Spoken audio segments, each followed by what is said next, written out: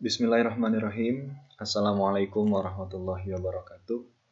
Kita awali dengan pembacaan basmalah. Bismillahirrahmanirrahim. Pada pembahasan kali ini kita akan membicarakan tentang judul memahami bid'ah dengan benar. Apa yang sebenarnya dimaksud dengan bid'ah?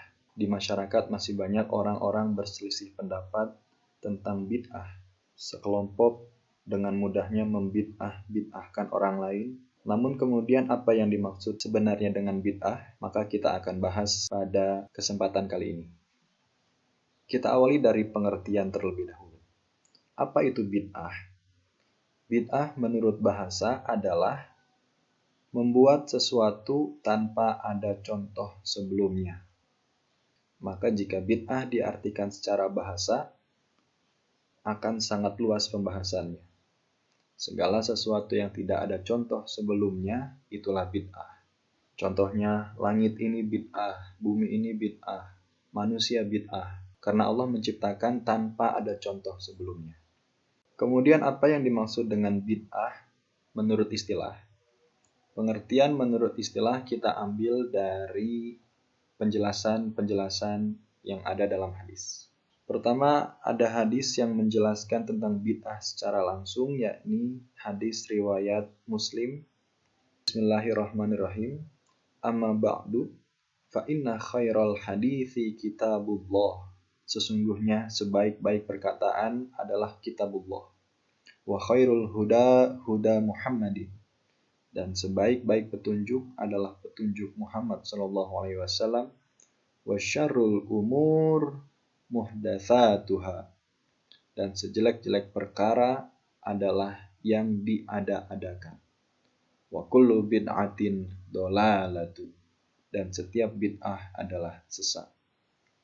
Inilah hadis yang menjadi landasan tentang apa yang dimaksud dengan bid'ah. Kemudian kita lihat lagi, ada hadis lain yang menyatakan man ahdatsa, barang siapa yang membuat sesuatu perkara baru. Fi amrina hadza, di dalam urusan agama kami ini, ma laisa minhu, yang tidak ada asalnya, fahuwa raddun, maka perkara tersebut tertolak. Hadis riwayat Bukhari dan Muslim. Maka dari kedua hadis tersebut kita dapat merumuskan pengertian bid'ah menurut istilah. Bid'ah menurut istilah adalah segala sesuatu yang diada-adakan dalam hal syariat tanpa ada dalil dan atau contohnya. Inilah pengertian bid'ah menurut istilah.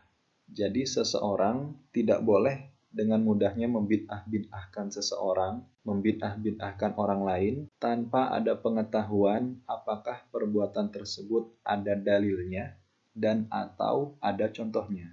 Atau kemudian seseorang melakukan suatu ritual ibadah tertentu tanpa ada dalil, tanpa ada contoh, itulah yang disebut dengan bid'ah. Baik, selanjutnya ranah bid'ah itu terbagi setidaknya ke dalam dua hal, yaitu dalam hal akidah dan dalam hal fikih atau ibadah. Pertama, bid'ah dalam hal akidah. Apa yang dimaksud dengan akidah? Akidah itu adalah keimanan, kepercayaan. Akidah berkaitan dengan iman. Maka sesuatu termasuk bid'ah jika membuat hal baru dalam hal-hal yang berkaitan dengan rukun iman.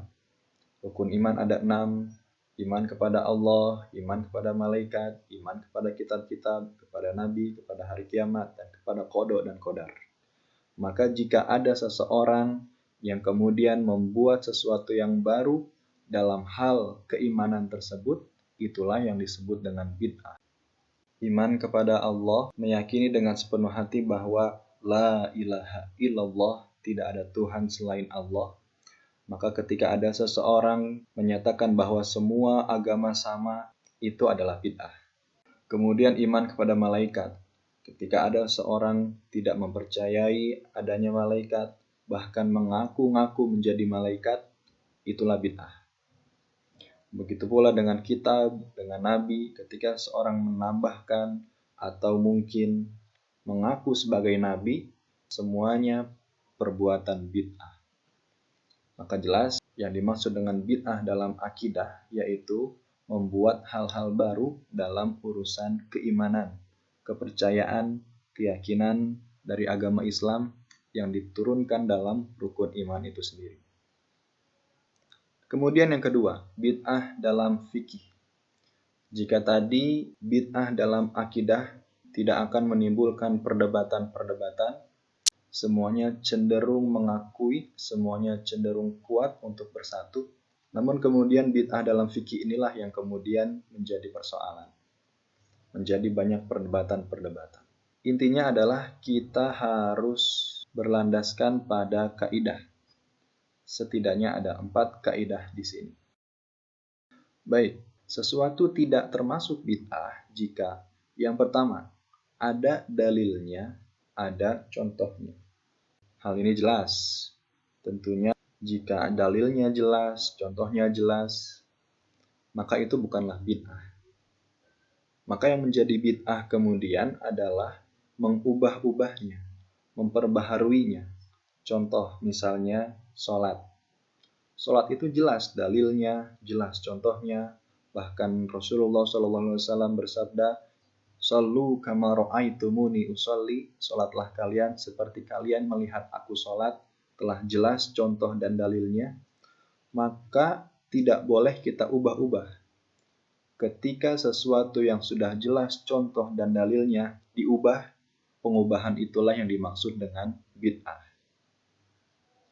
Misalnya, sholat sudah jelas, sholat subuh 2 rakaat. Ketika sholat subuh ditambah menjadi 3 rakaat, itu adalah bid'ah. Sholat dilakukan dengan bahasa Arab. Ketika kemudian seseorang melakukan sholat dengan bahasa sendiri, dalam bahasa Indonesia contohnya, maka itu adalah bid'ah.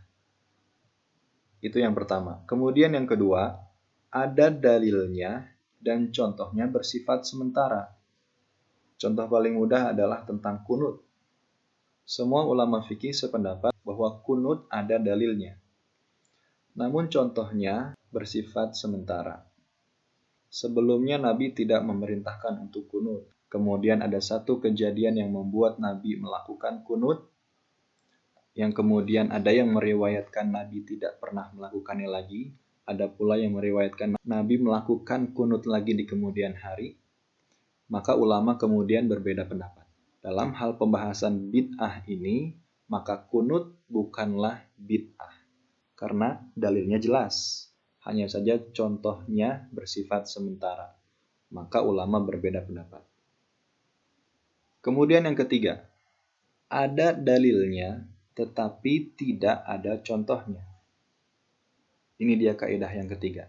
Yang seseorang kemudian sering mengatakan bahwa itu tidak dicontohkan Nabi, itu tidak dilakukan Nabi. Tapi sebenarnya ada beberapa hal yang ada dalilnya walaupun memang tidak ada contohnya. Contohnya adalah halalnya daging dob. Apa itu dob? Dob itu sejenis biawak yang hidup di Arab. Tapi bukan biawak, berbeda dengan biawak yang ada di Indonesia saat ini. Baik, dob itu kata Nabi halal.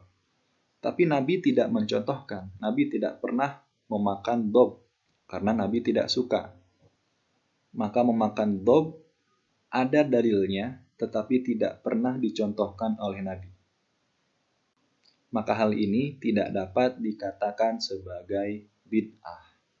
Dan terakhir yang keempat, dalilnya samar dan tidak ada contohnya. Contohnya tidak ada, dalilnya samar.